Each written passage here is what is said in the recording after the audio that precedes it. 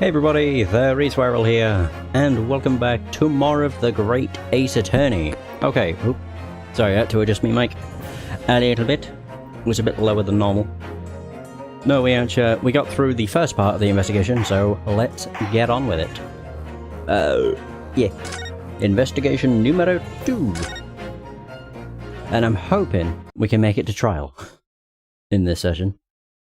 Either that, or it'll just be another session of an investigation. We shall see.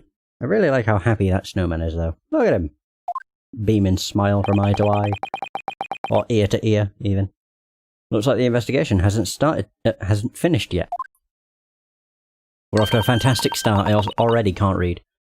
Without further ado, let's look for Inspector Gregson. Yeah, this time we have something more important than his fish and chips. Wait, is that what that's supposed to be? Oh, that makes sense. Wait, so if I talk, what happens? Oh, it's the same. Yeah, present her card. Excuse me, Inspector Gregson, could I have a moment of your time? I'm terribly sorry, but I am incredibly busy. I have no time to entertain bored Japs. We have this. This is addressed to you, Inspector Gregson, from Iris Watson. What? Milady sent something for me?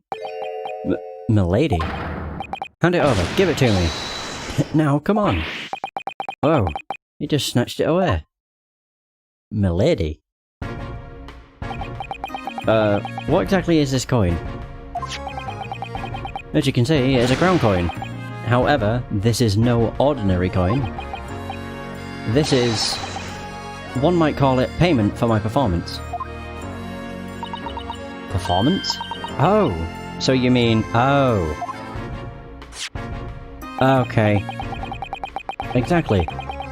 It goes without saying that this is for the adventures of Sherlock Holmes. Milady wishes to include my likeness in the story, and so she rewards me with this. Ah, I see. Yes, I know. I've read of your great efforts. Oh my god, forgot she's a super fan.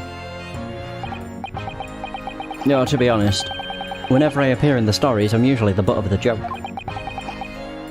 I know exactly how you feel. More importantly, is there something you'd like to know? Huh?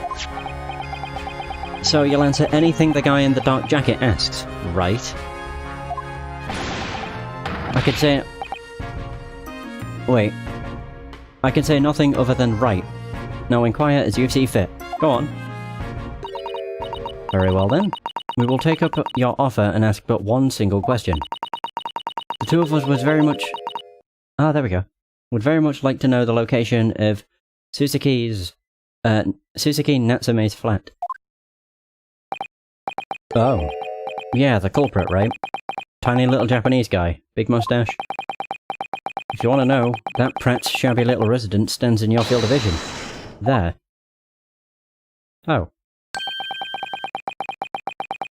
Is that rundown house with the beat-up... oh, it's that rundown house with the beat-up bicycle in front of it.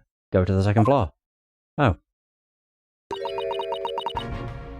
It is far closer than I expected. The landlord of that residence should be a man named John Garadeb. At any rate, should you meet Milady again, send her my sincere regards. Got it? Relay it to her sincerely. Make sure my regards are sent. Okay. No, that's all I have to say. Long live Milady. What the hell? Off he goes. Shall we head to Suzuki's flat? Of course. Alright. Move on over. A new destination has been added. The officers are continuing their investigation, despite the constant piercing cold and wind. Would you not say the piercing cold wind? Oh, there we go. Suzuki's flat. According to Gregson, this is Suzuki Natsume's flat. We haven't visited this place yet, have we? I look forward to it. Ooh.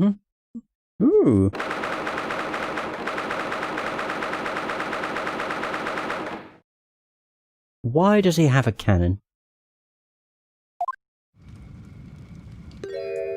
Oh, wow. Bikini's made a return. Yes. Oh, is this the residence of Mr. John Garadeb? It is? Who might you two be? My name is Ryunosuke Naruhodo.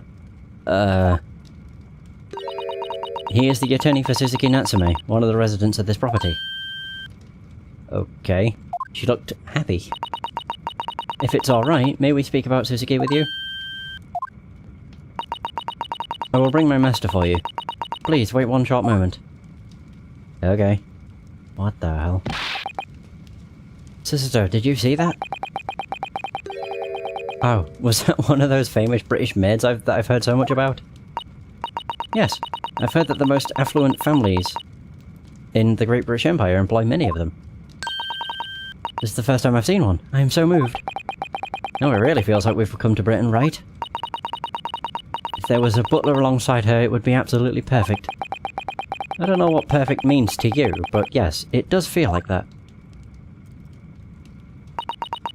Thank you for your patience. My master is willing to see you now. Oh! Wow! Holy crescent moon! Look at that hair! Brilliant! Oh, look at him. Jesus. Crescent head. So pointy. Welcome. I'm the landlord here, John Garadeb. Pleased to make your acquaintance. This is Naruhodo, attorney at law. Oh, you'll have to excuse me for not standing to greet you. Some years back during the Battle of Maywand, I took a bullet straight to the knee. The general presented me with a medal, and I reluctantly left the rest to my inferiors. So he's a war veteran. It's difficult for me to climb stairs, so I don't go out a lot. Considering this place is on the third floor, I was out of breath myself when I got up here.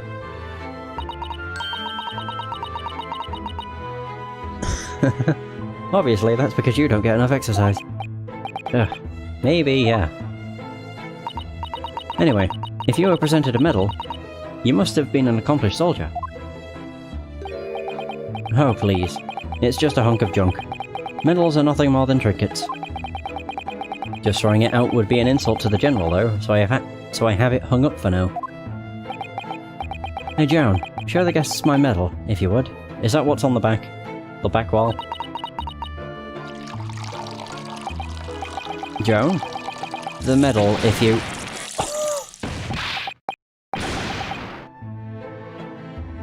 Whoa, that looked painful. Wait, is he still reacting? No, maybe not. So, conflab it? Conflab it, Joan. Watch where you're pouring that stuff. Oh, goodness me. I am terribly sorry, Master. Just be more careful from now on. Of course, Master. What the f... Well, at any rate, nowadays I'm just whiling away the time peacefully. I see. Now then, you were here to ask about that tenant of mine, right? Yes, we'd certainly appreciate any information you can give us. Of course. As a sworn protector of British peace, I'll help you in any way that I can. What the f... Speaking of the Japanese, I believe their empire signed a treaty of alliance with us. What's more, it seems this incident has caught the eye of the general public. Is that really true? Even now, that famous detective is carrying out an investigation in my home. You mean Sherlock Holmes? That might have been the one. I'm not really interested. I've never even heard of him. Oh, but... Isn't that an issue of the Strand magazine over there? What? Oh, no, that's, The detective is currently investigating that Japanese man's room. He's in Suzuki's room. Because of him, the whole neighborhood is gossiping about my home. For a retired man who only wants a quiet life, such gossip is indeed very troublesome. Alright, Suzuki.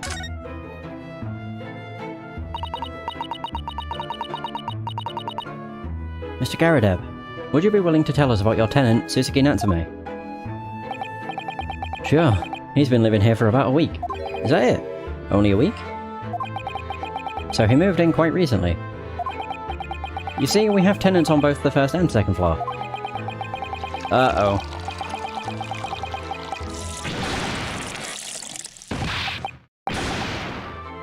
Jesus. Gosh. I didn't even have to read that. As soon as I saw her starting to pour it. It was just 1 week ago when the second floor became 3. The second floor is actually... Joan. Watch what you're doing. Oh, goodness me, I'm terribly sorry, Master. What on earth? If you ask me... I knew that Asian was suspicious from the very beginning. Do you really think so? That man is always sweating bullets with his eyes darting all to and fro. Everything about his demeanour practically screams suspicious. You could tell it was only a matter of time before he'd snap. I had no doubt about it.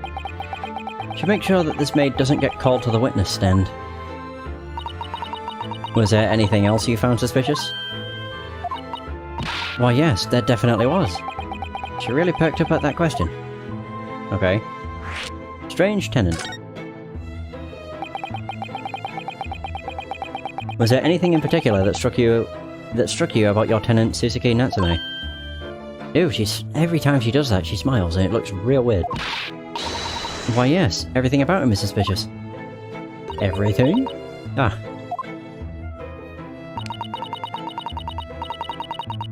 He'd always be reading incomprehensible books cooped up in his room like a hermit. He never speaks to anyone and he's never, ever had a single guest.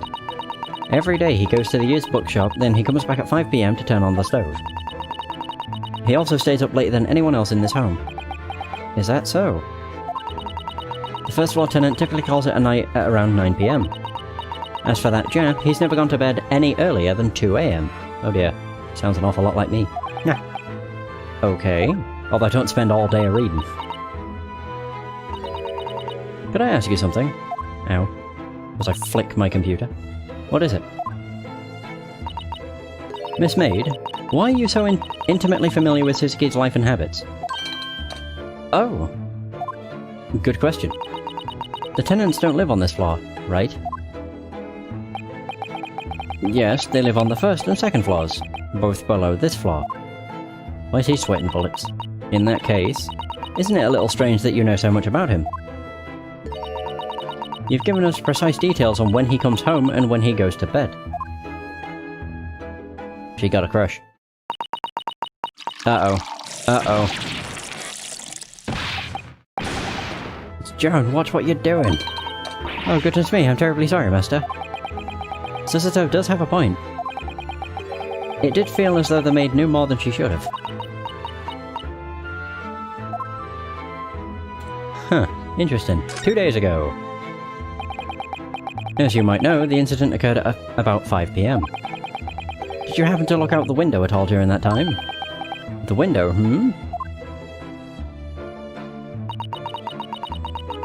We noticed that your window faces Briar Road. The incident happened on the pavement at the opposite side of Briar Road. Did you perhaps catch sight of any suspicious individuals outside, for example? 5 PM is typically about dinner time in our household. Unfortunately, I don't recall anything abnormal. What about you, Joan? I didn't notice anything either. The sun was setting, so it was starting to get dark. Not to mention the fog, I imagine it would be difficult to see so far away. I see. Did anything else unusual happen at all? Anything unusual? It can be anything, really. Even something that seems unrelated to the case. Oh, in that case... Did you notice something? Well, it's probably not worth mentioning, but when the crime was committed... Tally-ho! Watch what you're doing. And it's the... Yep, same old. Just be more careful next time. Of course, Master. But might I interject, Mr. Attorney? Sure. What's on your mind? From what I can remember, nothing at all worth discussing happened in this home, I do believe. Is that true, Mr. Garadeb? You sounded like you had something to say. Oh no, it was just that... You gads! Joan, get it together, please. I'm sorry, Master. But I truly do believe there's not much to be said.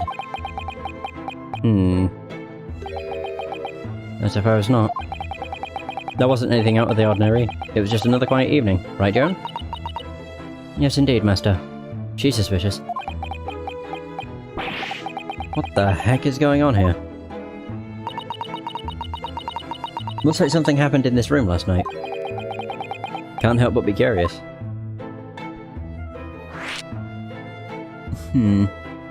Alright, Suzuki's room. By the way, which room is Suzuki's? It's right below us. Oh, bloody hell. Check the second floor. Mr. Holmes is currently investigating it, right?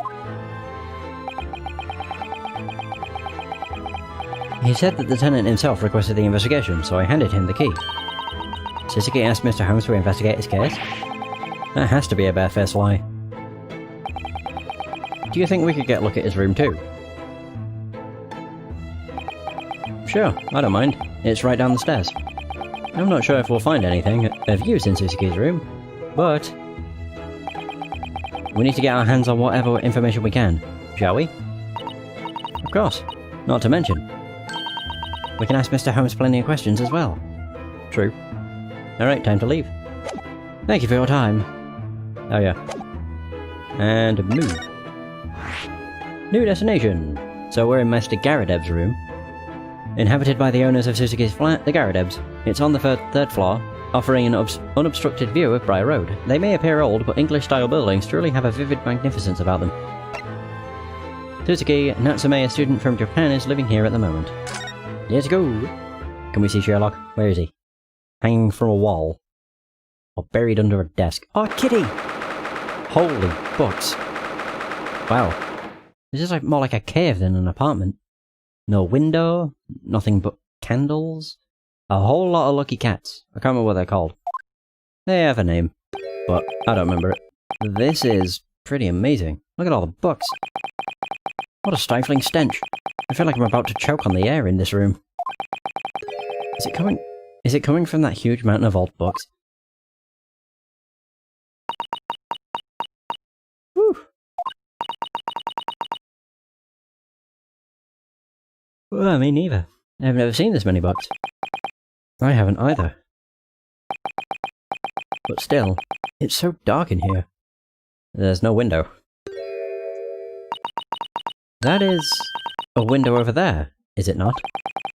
Rather than a window, it looks like something that was once a window. Looks like it's been filled in using bricks and mortar. Yep. Does Suzuki really live in a room like this? Does he really? Truly? I can't believe it. By the way, I don't see Mr. Holmes anywhere. Huh? You're right. According to what Mr. Garadev had said, he should have been investigating in here. True. He probably is in here. Somewhere. What can I investigate? Desk. Oh, that open book. A Japanese-style desk sits solemnly within the vast mountain of literature. Maybe this is where Suzuki reads his book and pets his cat. I bet he even dreams about being smothered by those old books. I'm afraid you might be right. What's this? There's something on top of the desk.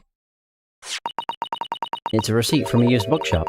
Tattered Tales Book Emporium.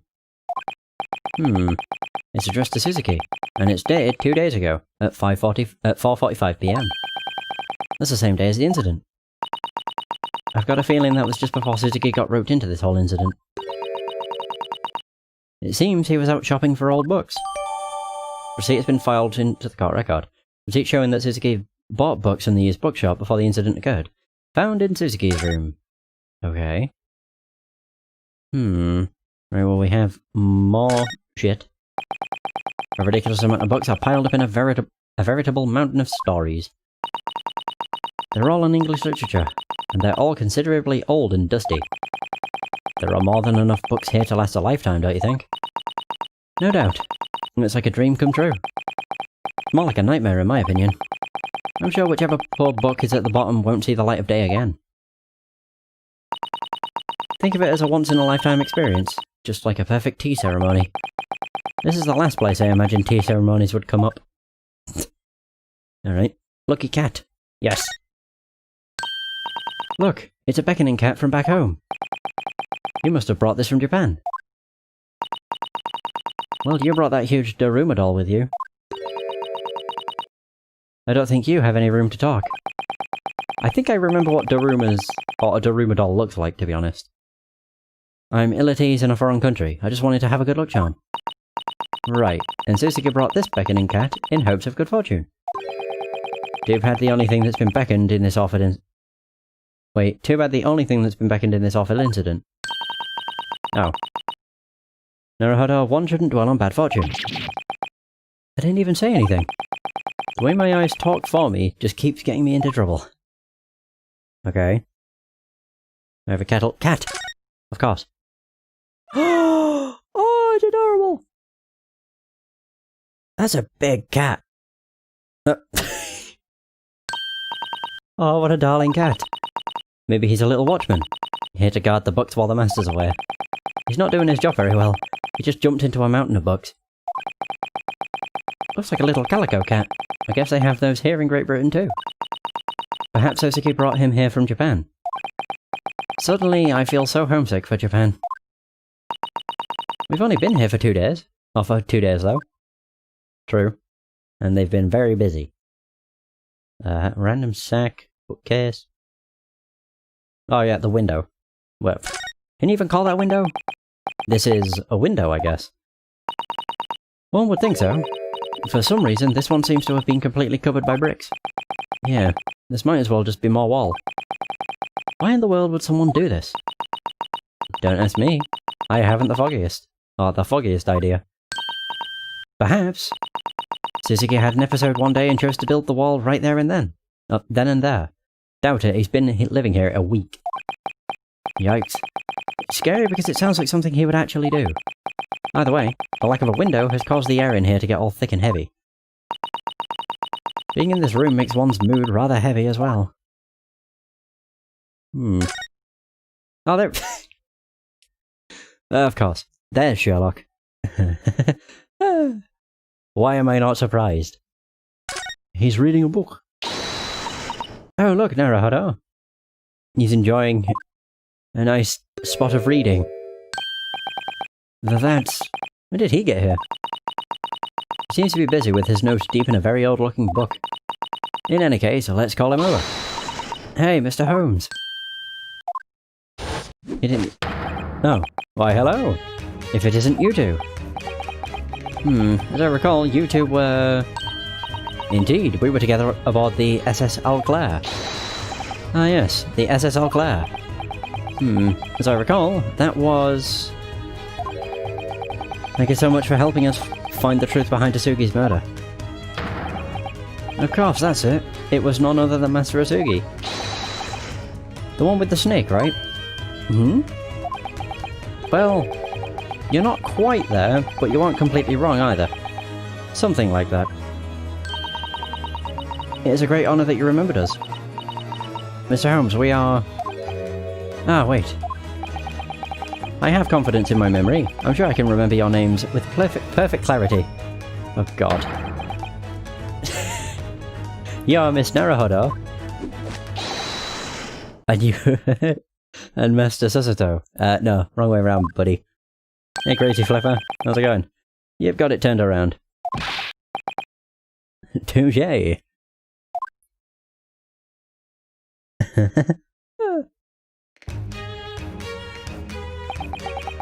On the day that we arrived in London, I was hoping I could invite you two to my home. But those dastards from the yard caught me at the station and rushed me off to the crime scene. It was so ridiculously simple. I only needed about 30 minutes to crack the case. They arrested Suzuki only after 30 minutes. After only 30 minutes. Anywho, thanks to that, my memories on the other cases have gotten a little foggy. Just a little. For every addition of knowledge, you forget something that you knew before. It is of the highest importance, therefore, not to have useless facts, elbowing out the useful ones. Oh, by the way, those very words are written in A Study in Scarlet. Those are my own words. Please don't quote yourself again. I don't remember it clearly myself. She had written it for me so nicely. You must mean Iris. Yep. The 10-year-old genius. Mr. Holmes, there is something I would like to ask you about that simple case. Oh? What is it? You're looking pretty fierce. Ah, go ahead. It seems much more fun to talk about murders in such a gloomy room. Okay. Let's have a word. Suzuki's arrest. This is the exchange student Suzuki Natsume's room. Mr. Holmes. You're the one who arrested him, right? He was arrested under the pretense that he stabbed the woman on Briar Road. Suzuki... Yes, I believe that was his name. But Suzuki says he didn't do it. Yet you arrested him despite that. I don't think that's fair at all. Whatever do you mean? I'm afraid I don't understand, Miss Sassato. Mr. Holmes is really going to play dumb while he looks Sassato straight in the eye? No, I'm not playing dumb at all. What? I think the two of you have come to some sort of misunderstanding. Misunderstanding? I have no recollection of ever calling that poor posture Japanese man the culprit. What are you implying? If you want to know the request I received from Scotland Yard, word for word. A man escaped from the crime scene. We want you to find both his identity and location. A man escaped. There were a few books that had been left at the scene. Judging from the book plate, it was clear that the book was purchased from a local bookshop.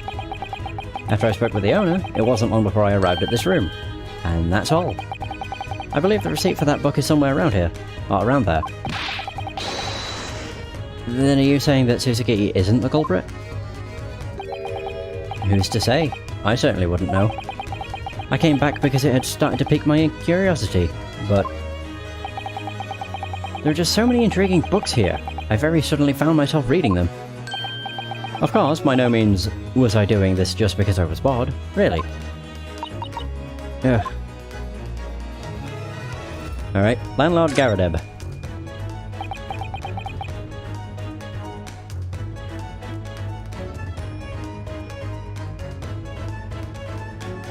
I was wondering what Garadeb's name backwards would be, but it would just be Bedarag. I thought maybe that was like a pun, or not, you know, like name wordplay, I guess, but it isn't. Oh, that reminds me. Have you already met with the landlord of this flat? I have indeed. Yes, Mr. Garadeb. The retired soldier.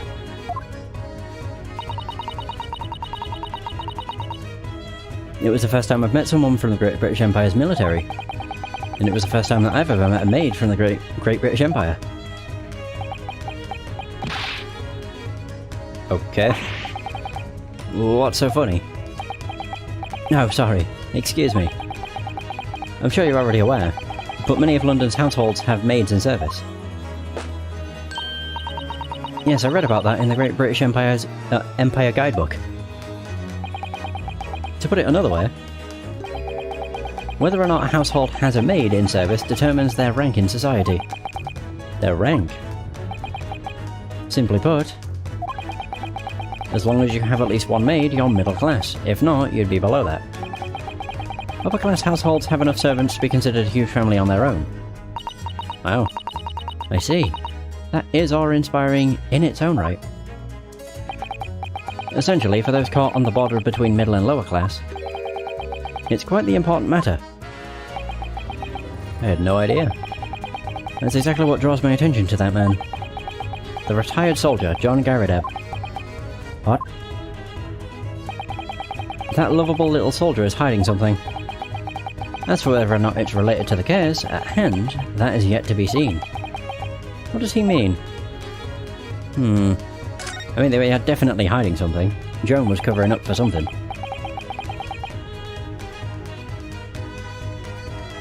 I must say though, this really is quite the gloomy room. If I was stuck in this room for long enough, I would be sure to stab someone sooner or later. Wow. Suzuki didn't stab anyone. Well, like I said, sooner or later. That's not what I meant. speaking of how gloomy it is in here, I can't help but wonder why there aren't any windows in this room. Oh? Well, I guess it wouldn't be right to say that there aren't any at all, but... yeah, it's bricked up. They're all completely covered up with bricks. Ah, yes. The answer to that is simple. It's because of window tax. Window tax? What in the world? You can't be serious. They tax you just for having windows installed? That's exactly the case. What? That's a bit ridiculous. Long ago, Britain taxed its citizens based on how many windows their homes had.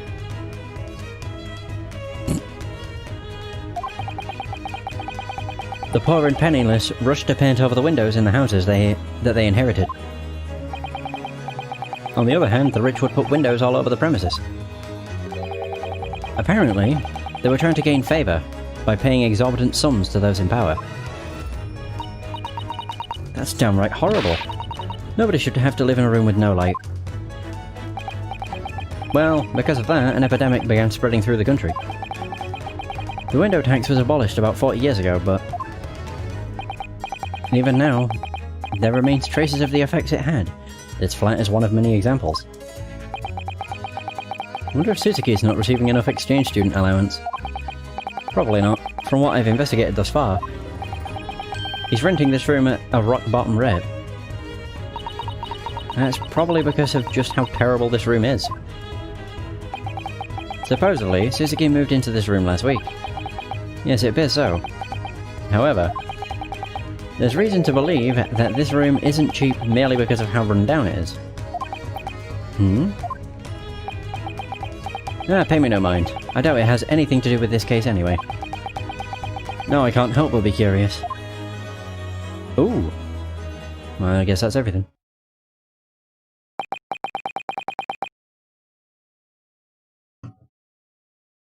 Well, that's all I can say on the matter. Thank you, Mr. Holmes.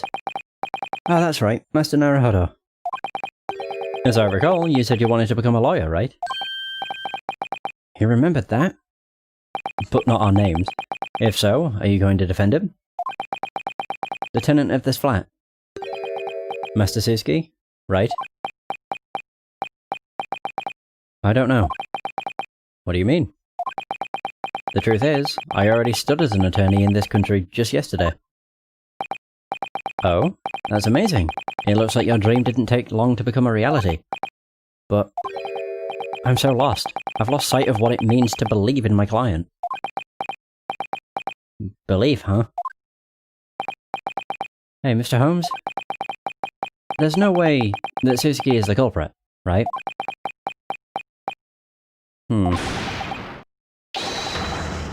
How'd you expect me to know that?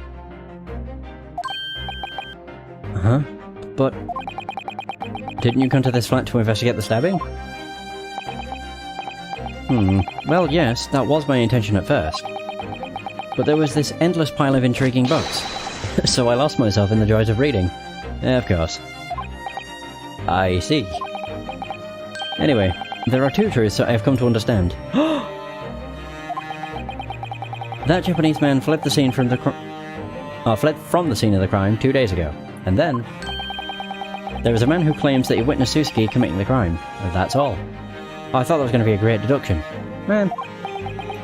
Oh, that's right. There is one more thing. One more? What might that be? I'm not sure if this is connected to the incident, but I am certain that it's true. That retired soldier, the landlord gentleman, he's hiding something. You mean Mr. Garadeb? He mentioned this before, too. That's just about everything that has piqued my interest thus far.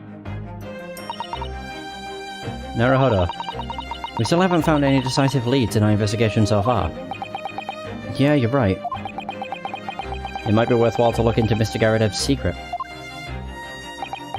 Still, I can't guarantee that it's related to this case in any way. Either way, I wish you the best of luck, Master Naruhodo. As he disappears, of course. He just ran off to the back end of the flat. Now I can move. Wait, so we need to go and investigate Mr. Garrideb's secret. Wait, what's this here? Tsuzuki's current flat, one floor below the Garrideb flat on the second floor. Piles of books fill the room from top to bottom. I do love the scent of books, but this is too much even for even me. Reminds me we haven't been here in a while, have we? There we go. Back to Mr. Garrideb's. Ooh, what's that on the floor? Landlord Garrideb's room. So it's Garrideb that has a cannon. Oh, you two again. I can't seem to remember his name, but is the good detective still hard at work? Oh god. They're just crazy. Sherlock Holmes? Ah, that was the one. Not that it concerns me. Yeah, he seemed to be very content with the progress of his investigation. That's just wonderful. Joan, another cup of tea, please. Oh god, why would you ask for this? So, did you both... Joan, watch what you're doing. Mister, it's almost time for your meal. How? No wonder his legs don't work. Probably burnt to cinders. Yes, so it is. Friends, I kindly request that you be on your way. Oh, alright. You have been a great help. Thank you. Not at all. It was a pleasure to have a chat with you from a faraway land. Well then, good luck to you. Now if you'll excuse me. Jesus. That's like 4 times Joan scolded him. With the tea. According to Holmes, Mr. Garrideb is hiding something from us. As of now, we have no leads, but I wonder if we can dig something up, somehow. I just saw something pop in. Is that... What is that? No, nothing of interest. What the fuck? What is he doing? He stood in the window. What in the world is he doing there? Excuse me, Mr. Holmes. Hey there, my friends. We meet again. When in the blazes did you... I didn't even see you. It's just as you surmised. It was I, Sherlock Holmes, all along. What on earth are you doing over there? I have a habit of always taking in the sunset by the window, right around twilight. However, there doesn't seem to be a single window in that delightful little room. So as you can see, I took it upon myself to quietly borrow this little window instead. I guess this is one of his special needs. Oh, and one more thing, Master Naruhodo. Sir, I do believe that now is the time that I will need your assistance. Could it be? I need your assistance. Yes!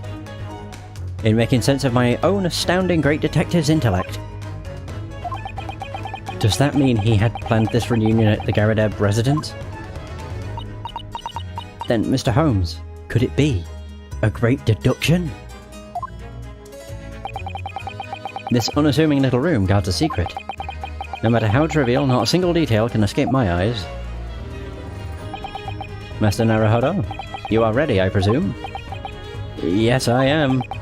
Let's finish this before dinner time, shall we? Time for a great detective's great deduction. Yes! Oh, my favourite part of the game. Oh, there's too many parts of this game that I love. Great deductions are fucking incredible. The jurors and the fire effect stuff, that's badass. Too much. Mr. Garrideb, you may have been an exceptional soldier, however, I can't say in good conscience that you're well suited to being a landlord. What? That's right. I've already seen the truth. At this point, I have come to two concrete conclusions, Mr. Garrideb. What conclusions? Let's start with the first conclusion. You are secretly harboring a vicious wild animal. As for the second conclusion, as a result of that wild animal's vicious fury, you have lost something precious to you. Oh. Naruhodo, look. Mr. Garrideb is turning pale. There's no doubt about it. Mr. Holmes' conclusions are right on the mark again. How did you know that? One might wonder. The reasoning really is quite simple. After all, I am the king of beasts when it comes to the thick, dense jungle known as logic. What the hell was that noise? Ga-ga-woo. Whoa. Taming the wild tyrants born of Mother Nature is no simple task. Now everyone, shall we begin? Come one and all to Sherlock Holmes' Theatre of Logic and Reason. Yes! Oh, it's been a while since we've done a deduction. A deduction? The game is afoot. I just love how stylish it all is. The Beast. I'll do more of the clicking. Now, boys and girls, you shouldn't need a great detective's guidance to see this one. Where are the clicks? Yeah, there they are. Oh. Because it's abundantly clear that a most fearsome beast has run amok in this very room. Now what, might you ask, is the identity of this mysterious beast? So that's correct. It's this part that'll be wrong. It would seem that our good veteran's eyes tell us more than one would expect. What? The answer lies within your very line of sight. The identity of the beast that laid waste to this den is revealed by this lion statue. Yeah, I'm not so sure.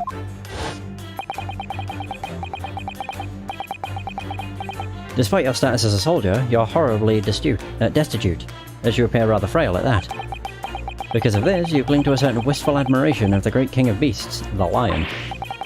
What are you even talking about? God knows. You became consumed by your burning admiration of the beast. So consumed that you secretly arranged to have a lion sent from India for you to domesticate. Oh god. But taming the king of the jungle proved to be no simple feat, and as a result, this room is left ravaged by the tyrant's own vicious claw marks. Shh. I don't even know. Where does he get this from? What in the world? Yet, at first glance, no such beast can be found in this room. Where could that monster have disappeared to?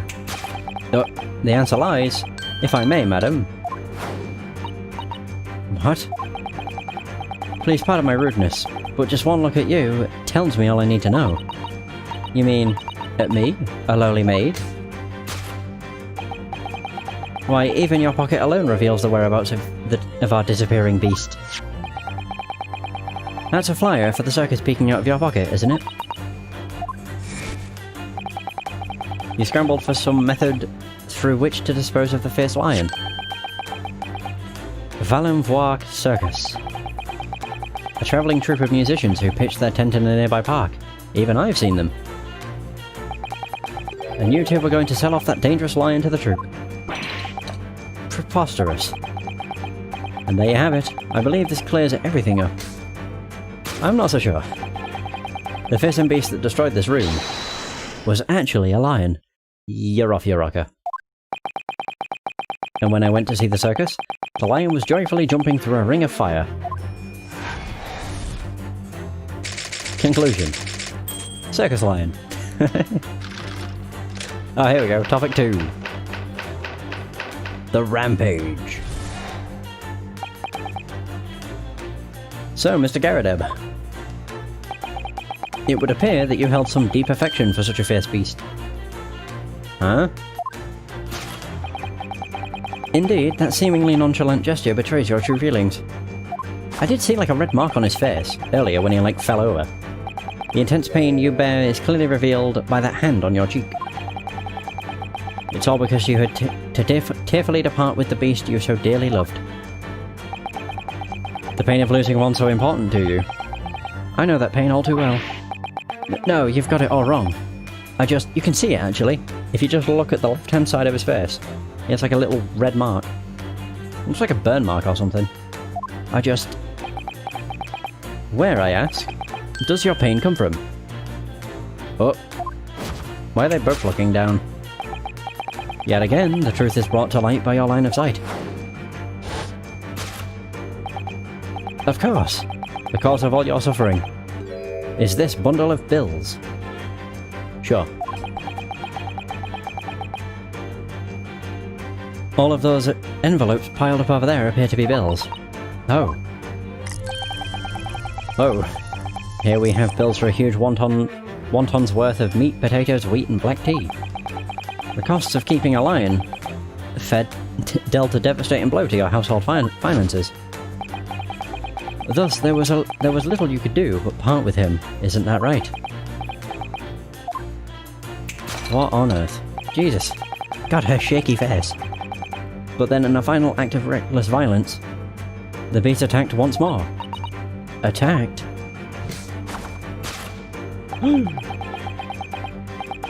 And the traces of its great rampage are clear. See the carpet below us, torn to shreds.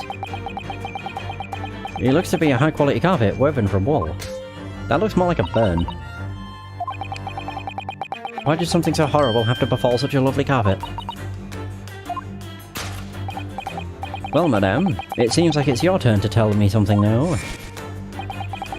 And the answer to my question is in your eyes.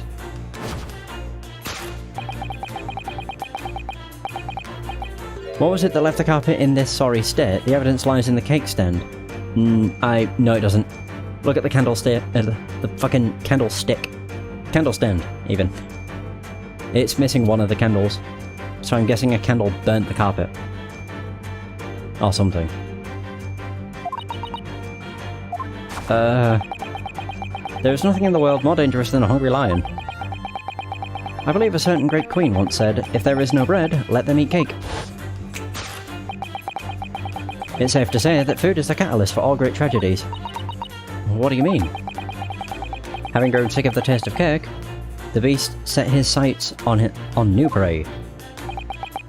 And what prey fell victim to the tyrant's fury? I think it goes without saying. There is room for only one conclusion. Famished in inner days, the poor Jungle King devoured the carpet. The bite marks in the carpet are a perfect match to those of a lion I once spotted in India. But it doesn't look anything like a bite mark, it looks like a burn, you dunce. God, Sherlock, you're a great character, but God, you're thick as pig shit sometimes. His deductions make no sense. A fucking lion. And there you have it, the great deductions of Sherlock Holmes have been revealed, and they're even more ridiculous than the first time. Sounds about right. Bop, bop, bop, bop.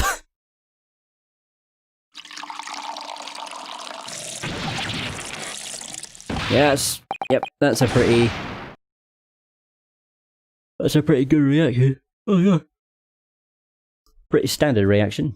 Joan, the tea is spilling. Spilling, I say. Oh, dear me, master. I hadn't even noticed.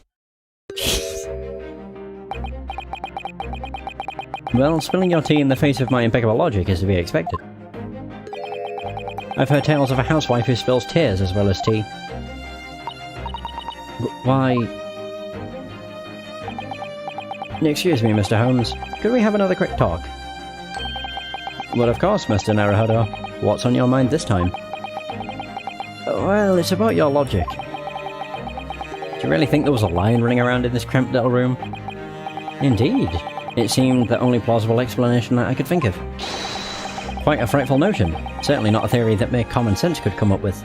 Yeah, I think that's why they're so ludicrous, because yours lack common sense. Maybe you should try using a little more common sense in your deductions. Yeah, my point. Suppose some sort of lion really did rampage in this room. Can't imagine how Mr. Garrideb and his maid both made it out safe and sound. Oh please, is that all that's bothering you? I'd wager they countered his onslaught with a great big cannon to the face. That would have killed the poor thing. Then how could they have sold it off to the circus? Yeah, with a great hole in its head. And let's put the issue of the meat and potatoes aside for now. This is the first I've heard of any lion drinking black tea. But you see, Miss Sassato, here are my thoughts on the matter. No matter who or what you may be, when you come to visit the Great British Empire, the right to enjoy afternoon tea is a privilege shared equally by all. I mean, that's pretty true.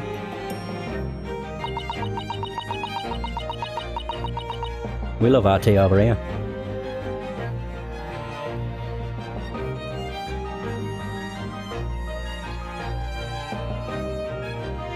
Jesus. That's a very admirable position, I suppose. That sounds pretty crazy. Moving on. Now it's our turn, Naruhodo. Hell yes. Right, I figured as much. Time to turn his ludicrous deductions into ones that actually make sense. Let's give Mr. Holmes' reasoning a little push in the right direction. I think that's one of my favourite animations of hers. Oh, it's just so good. At last, this is the moment I've been waiting for, Master Naruhodo. I still have no idea how this deduction is supposed to relate to the case. But the pursuit of truth can't possibly be a vain effort. At least, I hope not. Now everyone, shall we begin once again? Come one and all to Sherlock Holmes' Theatre of Logic and Reason. There we go. Review star. Ooh, I have the katana. So, there we go. The first topic. The Beast.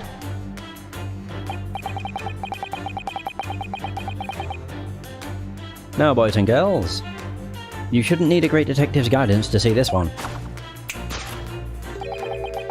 Because it's abundantly clear that a most fearsome beast has run amok in this very room.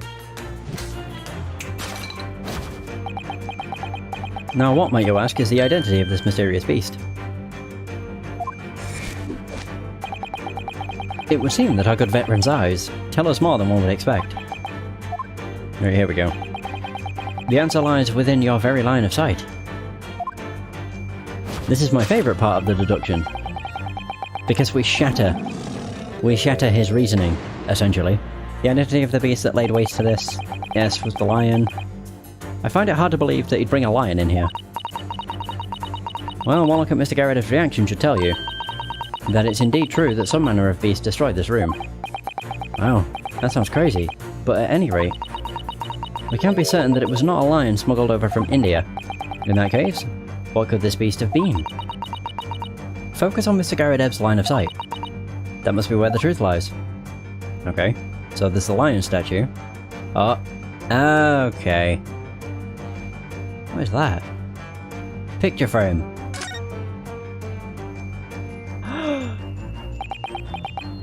Wait a minute. This photo. It looks to have been taken on his wedding day. He looks incredibly happy here. I'm glad he's happy, but we can't see his wife's face. I think it's fairly obvious who that is. Unfortunately, the glass is cracked beyond all repair now. Wonder what happened. Maybe I shouldn't think too hard about it. Yeah, I think I know who the wife is. Yeah, it's pretty obvious. Yeah, Mrs. Garredeb.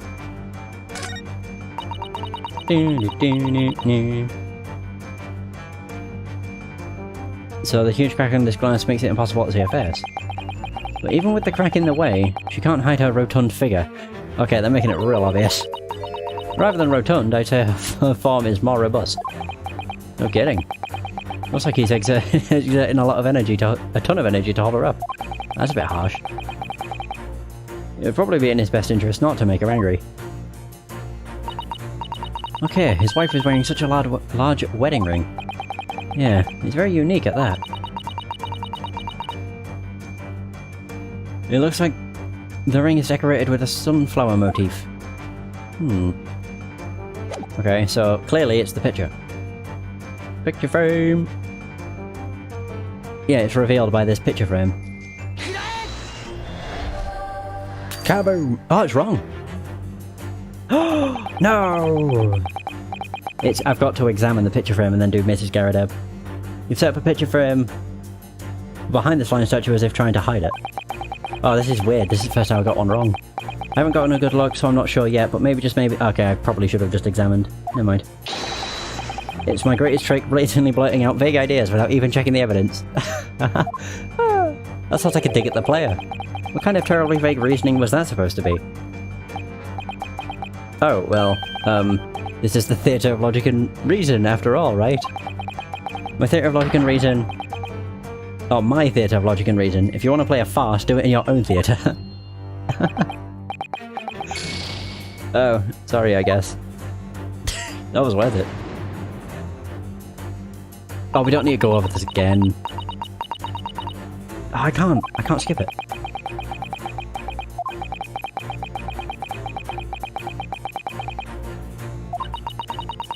I do like if you get it wrong though, it just makes a little dink.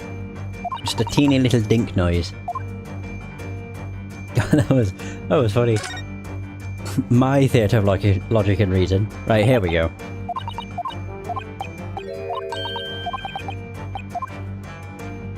So it's revealed by this. By this Mrs. Garrideb. That wouldn't make sense.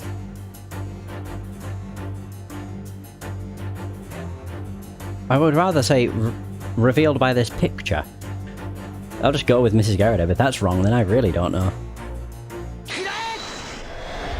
That just doesn't make sense. Oh, it is right. Oh, okay. They added a colon. That makes sense. Okay. It just didn't make sense. Trying to read it before, I was like, it's revealed by this Mrs. Garrideb. Right, there we go. The identity of the beast that laid waste to this den is revealed by this Mrs. Garrideb. Right you are, Master Naruhodo. There's not a single other suspect, eh? The person depicted in this photograph is your wife, is it not? Sadly, with the photograph in this state, we are unable to see her face. But what we can see is a considerable amount of force being exerted by those arms.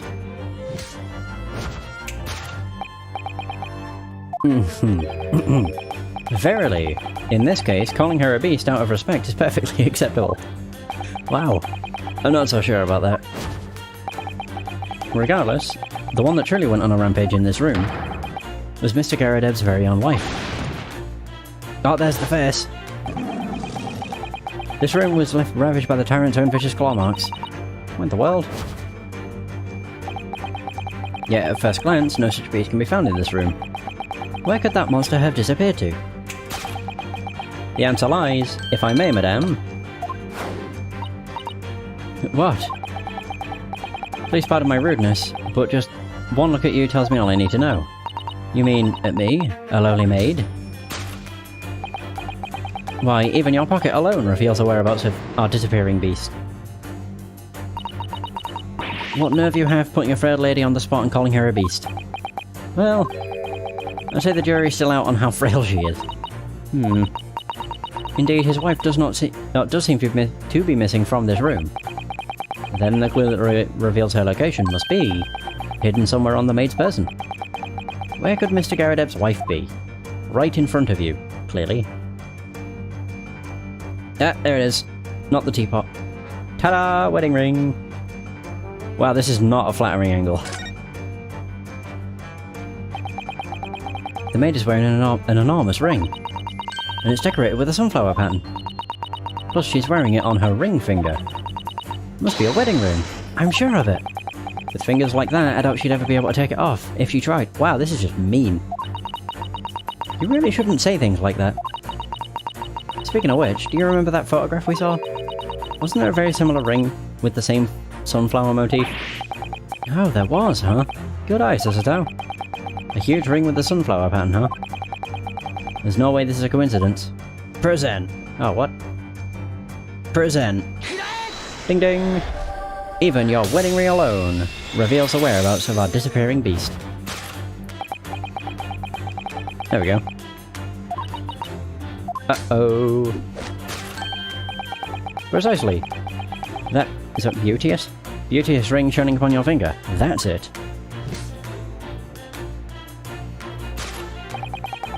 It's a perfect match with the one on Mrs. Garrideb's finger in this photograph.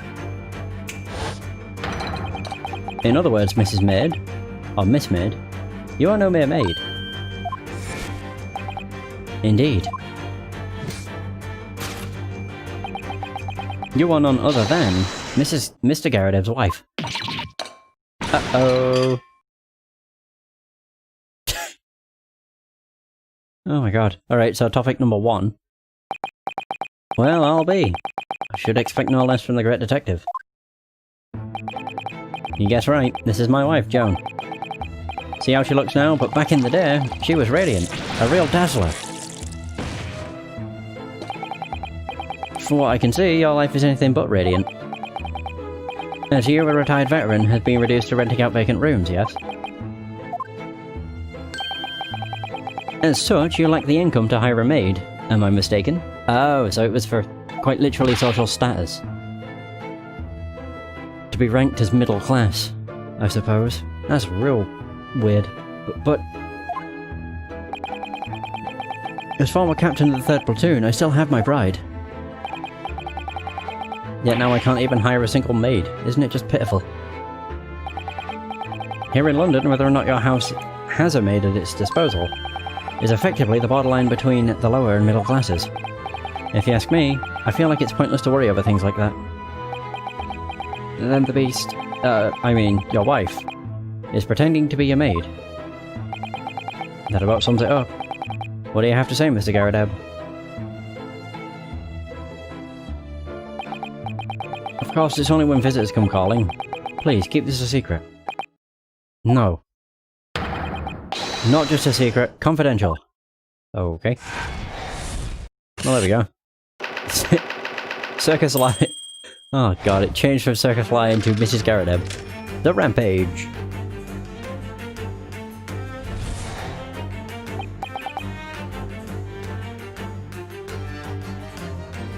So, Mr. Garradeb,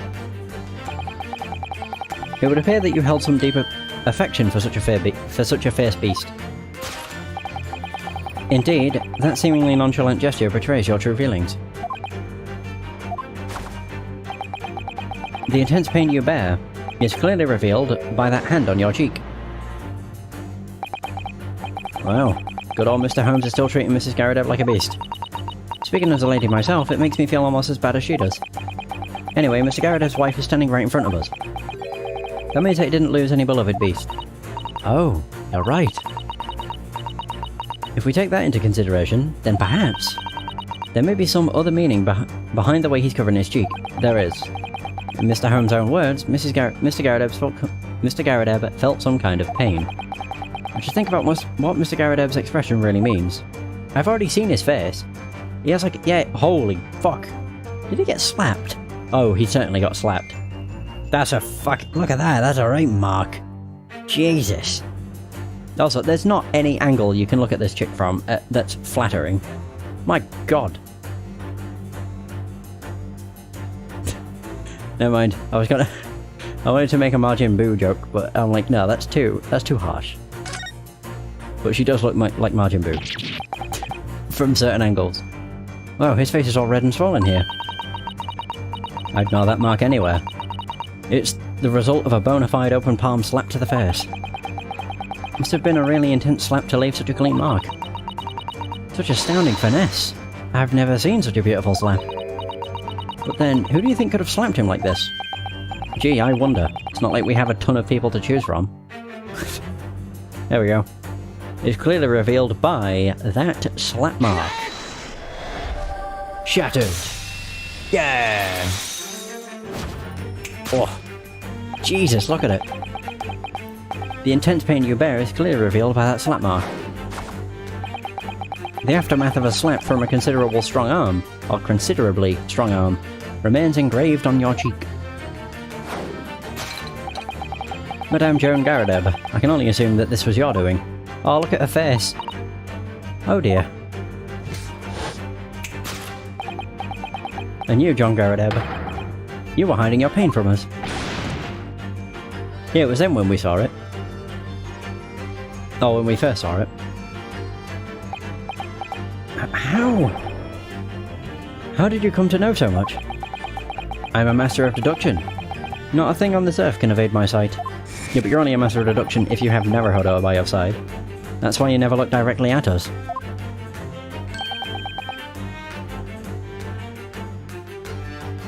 You were trying to keep your cheek hidden.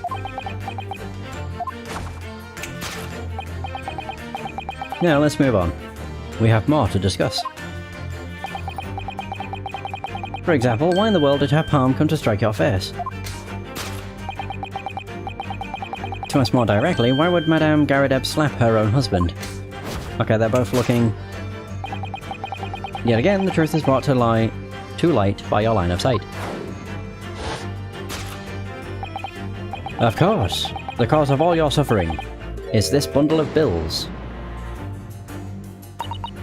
I remember. Those bills were for a lion's share of food. But now we know that there never was a lion. Then I wonder, who wolfed down all that lion feed? If I had to guess, it must have been Mr. Garrett's wife. Hey, don't call it feed, as if she's some kind of animal. Well, oh my god. This is fucking brutal. Call it what you want. In the end, we know that Mr. Garrett had to take a slap to the face from his wife. And worse, she hit him so hard that we can still clearly see the print. Wonder why she ended up slapping this gentleman, though. Yeah, I'd really like to find out why, too. They are so harsh. What the fuck? It's ridiculous. What the hell's that? Oh, I think I can see. I can see a lipstick mark on that. What have you been doing, John? This book has a bookmark set in it. It appears Mr. Garrett enjoys reading. Oh, hang on a second.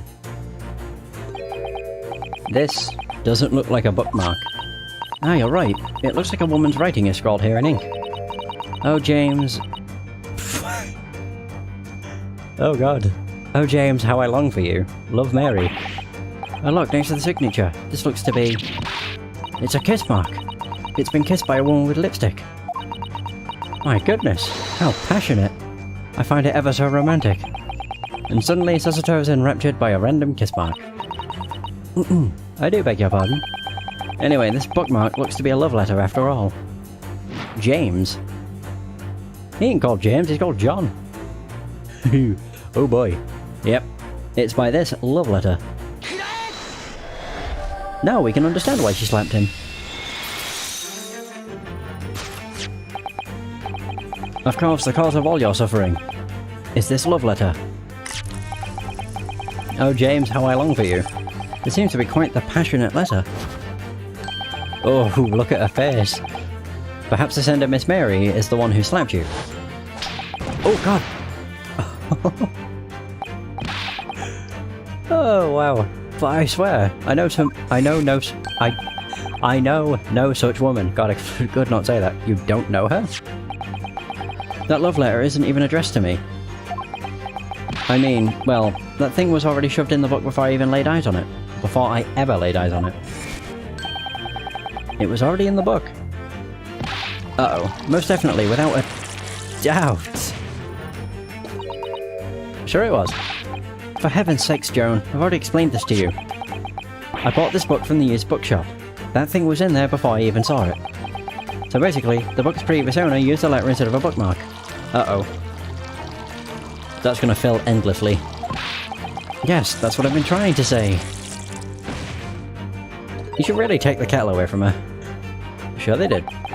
Okay, first of all, look at that damn name. It clearly says James. My name is John.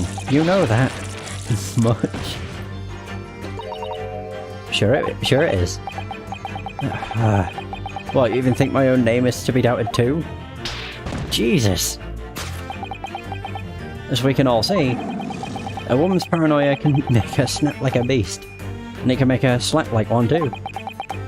Jeez. But then in a final act of reckless violence, the beast attacked once more. Attacked? And traces of its great rampage are clear. See the carpet below us torn to shreds. It looks to be a high quality carpet woven from wool.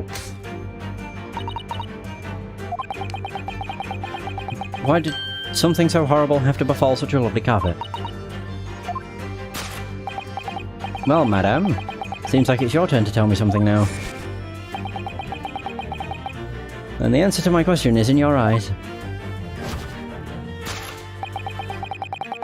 What was it that left the carpet in this sorry state? The evidence lies in the cake stand. Nope.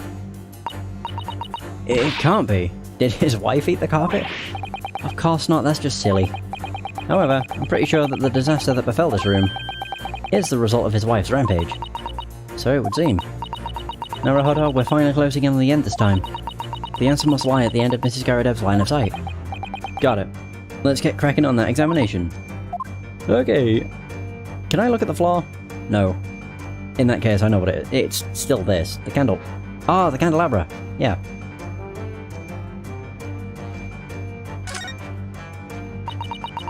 This looks to be a very old candelabra. Candelabra.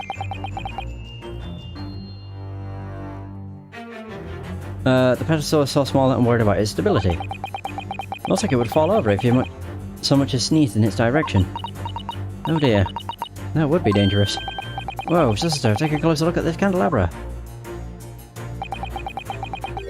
It looks like one of the candles is missing. Oh, you're right. Why is one of the candles missing from this candelabra? Because it's on the floor.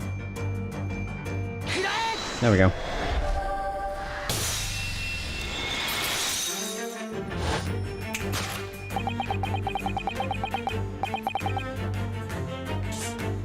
Oh god. Oh. I drank a little too much and I felt like a gas bubble in my chest. That was weird. What was it that left the carpet in this sorry state? The evidence lies in this candelabra. Exactly. I dare say that you found the exit of this labyrinth of pure logic. There are what appear to be bite marks from a ferocious beast here. Indeed, those would in fact be burn marks on the edge of the carpet. Burn marks? Yes. I see that there was quite the lover's quarrel in this little room. When Mrs. Garrett slapped her husband in the face with that stout arm of hers. The impact caused one of the candles to fall off the table, or off of the table. Then the fire from the candle spread to the carpet and it burst into flame.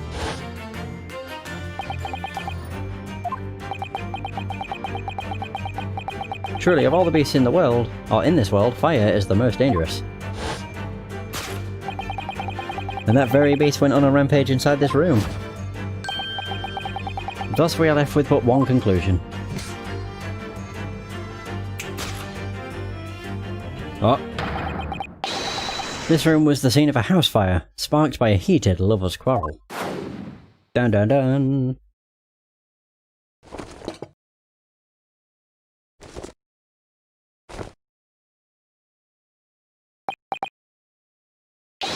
You really are as good as they say.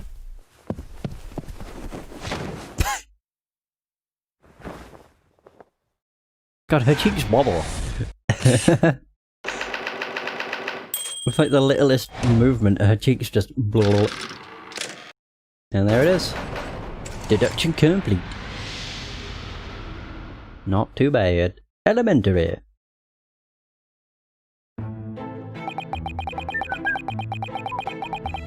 I always enjoy passing the long winter nights by reading books next to the fire. I purchased an old novel from a used bookshop nearby, but between those pre-owned pages, therein laid quite the scandalous item. And thanks to that, Mr. Garadev's wife began to interrogate him. It was more than just an interrogation. She went outright berserk. Really, you weren't too far off the mark when you called her a beast. She's still doing that. Then, is it true that those marks on the carpet were caused by a candle? Indeed, the whole fiasco happened in the blink of an eye. The moment the flames flared up, the whole room was engulfed in thick smoke. I faced a simultaneous onslaught from both the flames and my wife. Sounds like you've been through hell. But I bet it would have been fun to watch. Seriously? Unfortunately, it wasn't long before the fire spread to the furniture. Right now, the charred remains are hidden behind that screen. Ah. You mean this over here? I think it's time we bring it out of hiding. Now, if you don't mind.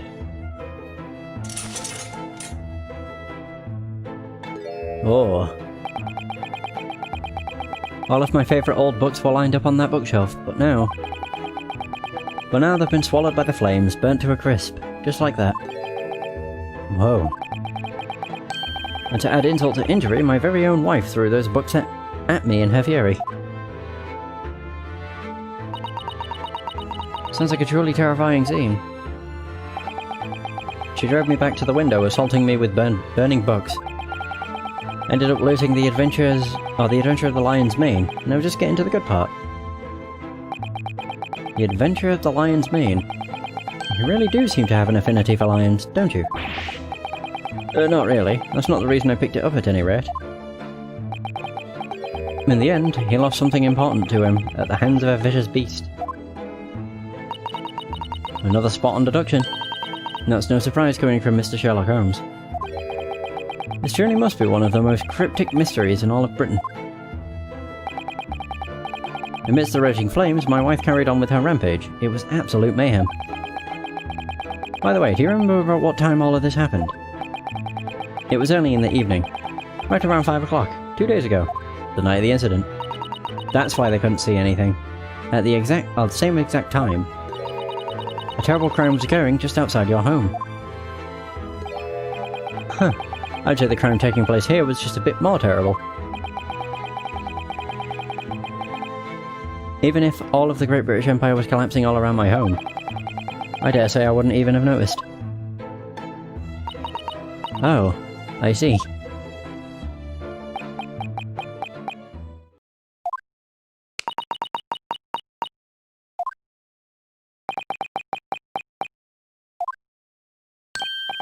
Mr. Holmes? Ah yes, what is it, Master Naruhodo? Now that we know everything about the Garadeb couple, how exactly is this supposed to help us with Suzuki's case? You're asking me? How should I know? What? Don't you remember what I said before? I said that this friendly retired soldier was hiding something. But I said I couldn't guarantee that he would be related to your case. That is true. I should have known.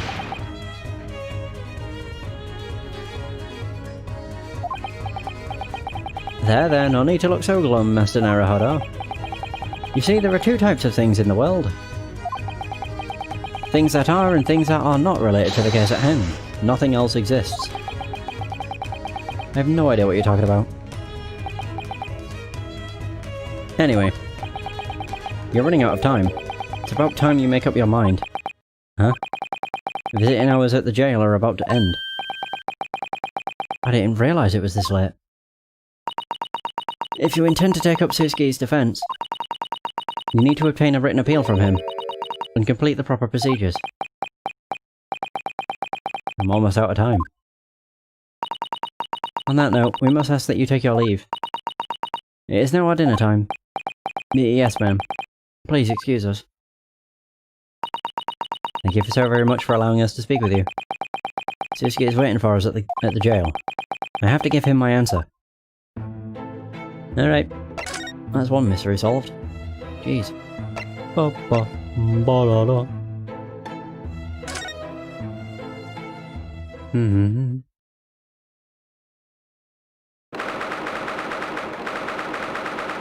Did I go to... We've no time to waste. Let's make for the jail. Yeah, we really ought to. Let's see if we can hail up. Huh? What's the matter, Naruhodo? Did I choose the jail, or did I go to Briar Road? I'm confused. Looks like there's some sort of argument going on in front of Suzuki's flat. What the fuck? Who are you? I know thee not, old man. Fall to thy prayers. Holy chin. Who are you calling old? You want to talk, you weird gaudy git. Oh god, that chin! That gives Popeye a run for his money. There are more things in heaven and earth, Horatio, than are dreamt of in your philosophy. No, if you knock it off, I ain't no Horatio. Quit it with the theatrics. I beg your pardon. Who are you? We just happened to notice some sort of dispute going on over here. This man here is Ryunosuke Naruhodo, attorney at law. Huh? Did you say attorney? If you'd like, I can hear out your case. I may be a foreigner, but I'm still a lawyer. Yeah, forget it. I ought to be heading back for the day, but...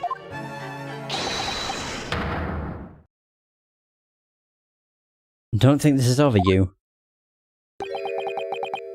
Get thee to a nunnery. Like hell I will.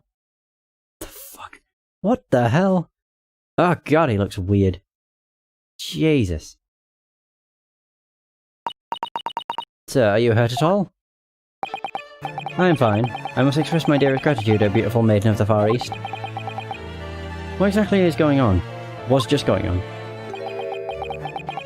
There are more things in heaven and earth, Horatio, than are dreamt of in your philosophy. I'm not Horatio either. Pardon me, but... Are you another tenant of Mr. Garrideb's? Yes, indubitably. Oh, gracious damsel of the Orient. That reminds me, there were 2 tenants in the Garrideb's home, weren't there? That must mean that this guy is the other tenant. Excuse me, might you know the other tenant who lives on the 2nd floor of this house? Ah, his name was Natsume. A formidable Japanese... polemicist? No idea. With whom I engaged in a heated debate. A debate? Macbeth or Hamlet? Who is stronger? I must say his argument caught me off guard. Ugh. I don't entirely understand their relationship, but they do seem to be acquainted. In any case, I've no more energy to detain you here any longer. I bid you farewell. I understand even less than I did before, but he seems to have run back to his room. I don't get the impression that you know anything about Suzuki's case. Between Suzuki and this guy, this flat has some serious issues. As we were saying before, I'll go hail a coach. Okay. I'm sure Suzuki is waiting with his head held high in anticipation of our return. We gotta get to the jail before visiting hours are over. Okay, I must have chosen jail. I was really confused. There he is. Still looking suspicious as ever. Cell 9.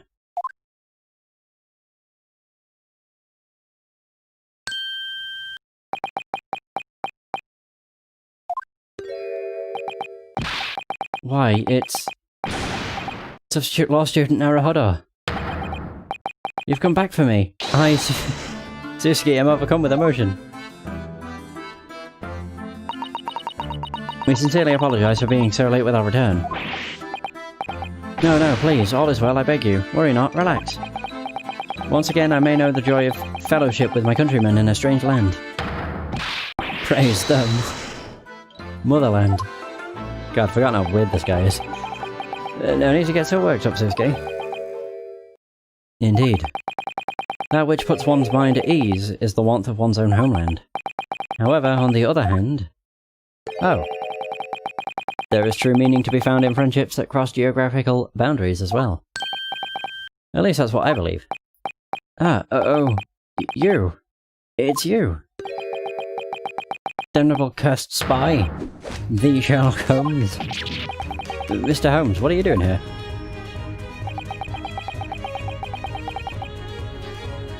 If it's what I'm doing here that you're asking, really I'm just stopping by. For a spell. What do you mean, Mr. Holmes? While I was in that gloomy little room, I read a certain book that caught my eye.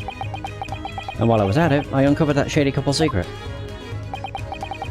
And so, on my way home, I found myself wondering how you were faring. Gloomy room.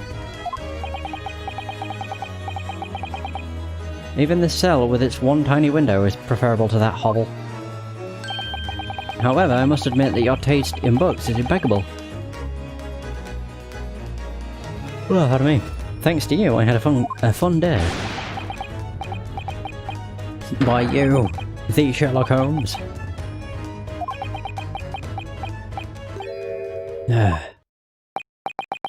Oh, what's the use? I'm just a bloody fool. My very act of so brazenly coming to the Great British Empire was a mistake to begin with. I've been possessed by the ghost of that cursed flat. Tomorrow's trial, too, will be cursed. Oh, what is my cursed existence?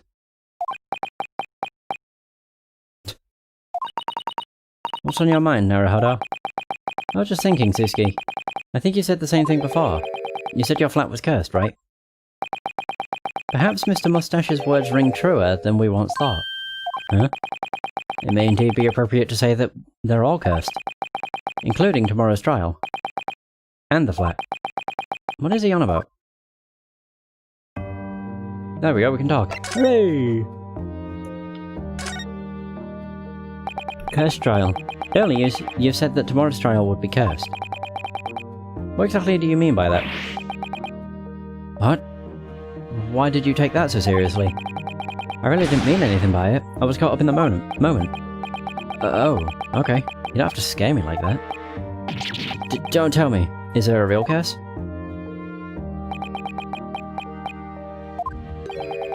It must be because of that prosecutor, right? The one known as the Grim Reaper. Grim Reaper? Why do they call him that? Please give me a concise explanation in haiku form. It has to be 17 syllables. Sinner or hero, no accused can escape death in the Reaper's court. Oh, it's perfect. 3 lines yet only 17 syllables. Yesterday, Naruhodo managed to win a not guilty verdict against him. However, after the trial ended, the defendant lost his life. Mr. Magundal. What? Yeah, you have every right to be scared. Or shocked. Quite sharp of you to pick up on that. Lord Chief Justice Vortex told us. Mr. Holmes. This is just a guess, but does Barrick Van Zieks personally kill people that he couldn't prove guilty? That would be dreadful. I was going to say, I highly doubt that's the case. You are one funny guy. Huh? But really, that man is no murderer. He's just a prosecutor. I see. Of course. It would be improper of him to kill. Obviously. Although, the truth of the matter might be even more terrible than that. What could possibly be worse?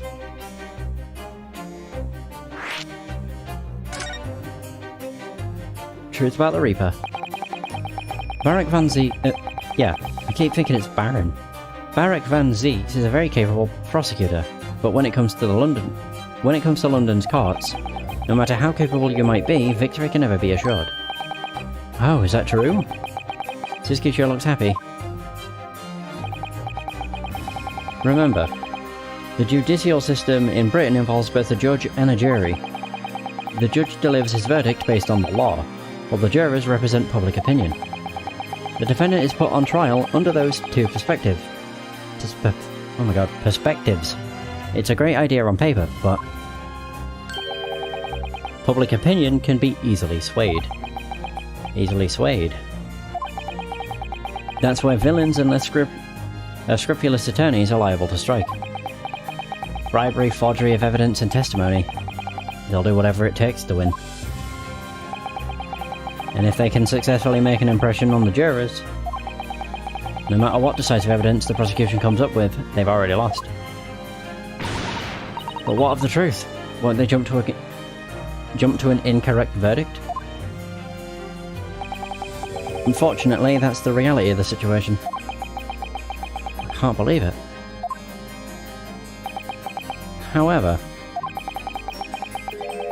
those that are prosecuted by Van Zieks cannot escape their fate. What? Even if they're declared not guilty, their joy won't last long. They end up mysteriously disappearing within a few months, every single time. Disappear? How? Well, it's different every time. One man was trampled by a carriage, another one drowned in the Thames. Then another man caught mysterious fever, and yet another was murdered by a highwayman. My goodness. This is the reality of London, Master Naruhodo. Oh boy. Truly. Is there no hope? Cursed Flat. By Cursed Flat, you must be referring to Mr. Garadev's home, right? Can you explain what's so cursed about it? It's been about a year since I came to live here. It only took me a single week to start losing my mind. That didn't take very long, huh? Everywhere I look, foreigners, no matter how I hide, they all look down on me and laugh. As the loneliness and paranoia overtook me, I grew too scared to ever leave my home. It felt as if someone was always watching me, every waking hour, watching and laughing. Even when I cooped myself up in my room, that fear would still would not leave me. Must have been very, very lonely to be so far away from Japan. Again and again I'd move from place to place. It was last week that I moved to my current flat. Why did you choose that room though? It didn't seem like a very convenient place to live. It's all because the rent was cheap. I was in slack-jawed awe when I saw the price. I found myself asking the owner why he set the price so low. He then responded with a terrifying grin. You see, that room is cursed. Oh, excuse me. That was just a slip of the tongue. At that point, he clammed up. The nerve of that man. If you're going to say something, at least finish your sentences, otherwise shut up. Good rule to live by, I guess. And it turned out what he said was true. So you mean, the room really was cursed? Ever since I moved into that windowless room. Every day I have nightmares of being strangled, waking up just as I'm on the verge of death. And now, they label me a criminal and arrest me. When I'm granted a trial, a fighting chance at freedom, no attorney will stand by me. I'm... forsaken. Whew. Oh, if only I had a single ally in the world. If only one person would truly believe me. Believe? Is that gonna be at the bottom? Why believe?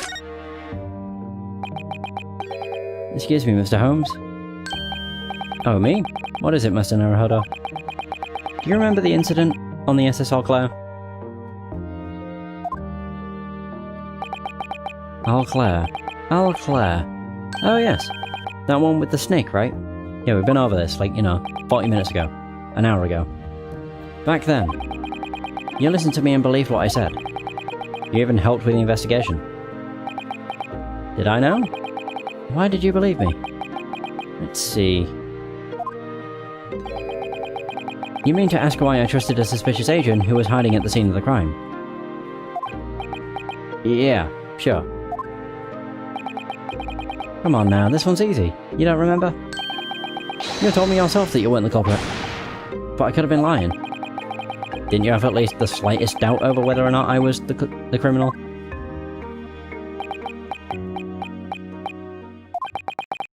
It appears that you're sorely mistaken over something here. I don't recall ever believing in the words you said to me. Huh? After all, the only thing I believe in is myself. What is that supposed to mean? I always decide for myself whether or not something is the truth. I'll believe in whatever I want to believe. It doesn't matter who's involved. But I could have betrayed you. That would simply mean that my judgment was off. That's all there is to it. It has nothing to do with someone potentially betraying me. I couldn't care less about that. Oh. When it comes to trusting someone, or not trusting someone, all that matters is whether or not I can trust my own self. That's all there is to it. That's right, he speaks the truth. Substitute law student Naruhodo. Can I believe in myself? Are we going to see Asugi? I knew it. An attorney's worth is measured by how much he can believe in his client. Along with how much he can believe in himself.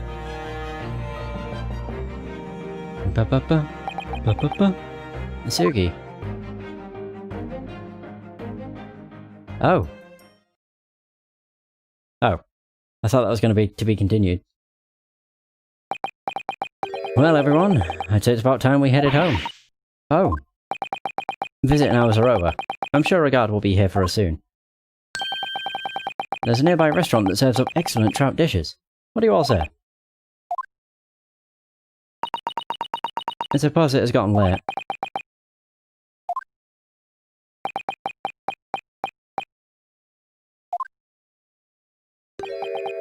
Hey, Suzuki? About tomorrow's trial. By any chance, would you be willing to let me defend you?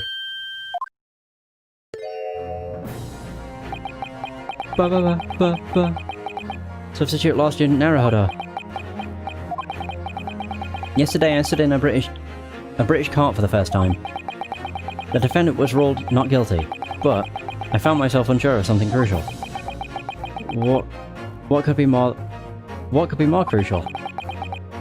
What should I believe in? Justice, my client, or the truth? But now I finally understand. I choose to believe in myself. Naruhodo. And I believe in you too. You're not a criminal, Suzuki. It's my duty to prove that in court. Substitute law student. I'm ready to fight for you with everything I've got. I'll keep fighting until the very end. Tell me, will you let me defend you during tomorrow's trial? As I've said from the very beginning, I wish to entrust my fate to a fellow countryman who is willing to lend an ear to my words. Suzuki. Mr. Naruhodo, your heart was already set on this from the very outset. It simply took a day like today to make you face your feelings head on.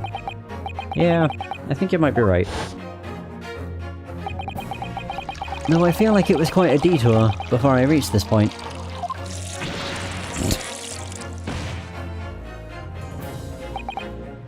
Sasuto? Yes, sir? Tomorrow, will you stand by my side again? Will you assist me again? Of course. Hey, I absolutely will. As I said this morning. I'm your legal assistant, after all. Hey! I really do like that pose. Is that going to be continued? I may end the session. I know I said I was hoping to get to the trial. I mean, technically I did, but I think next session, I don't know if I'd be able to, but I might try and get through the rest of the case next session. But we'll see. The shock from yesterday's trial still weighs heavy on my heart. But it's time to stop looking back. There are people who believe in me, like Isugi and Mr. Holmes. So there's only one thing I can do. I have to try to believe in myself, for the sake of the very things I believe in. And for the lonely, desperate and friendless people in the world. Tomorrow, I'll fight as if my own life depends on it. To be continued. Maybe. There it is. Finally. Hooray! No. Can hell. There it is. Perfect. So yeah. This investigation also took an hour and a half. Not bad. But yeah. That is gonna be the end of this session. Thanks so much for watching. I hope you have enjoyed. And until next time, take care. And for those who stopped by the stream, thanks for stopping by. Much appreciated. Have a good day, and I'll see you next stream.